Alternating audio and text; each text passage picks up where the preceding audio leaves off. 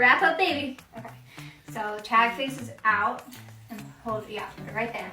You're gonna take these straps like across your back and over the opposite shoulder, like that, and do the same on the other side.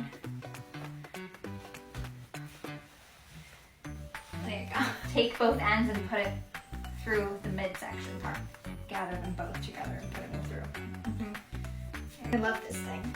I think you'll like it too once you learn how to put it on. Okay, and then cross those two pieces. Good. And then the thing to keep in mind is you kind of want these spread out on your shoulders because that's going to be more comfortable. It'll like spread out baby's weight on your body more too. Okay. And then from there, you're gonna wrap it around your back and waist until you tie it. And then we put baby in it, okay?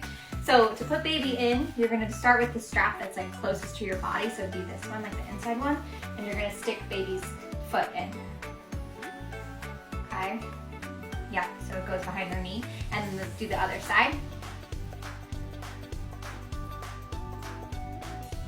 Yep, and then spread those out to cover baby, and you can put their arms in too. And then you're gonna take the middle strap and bring it up over baby's bottom.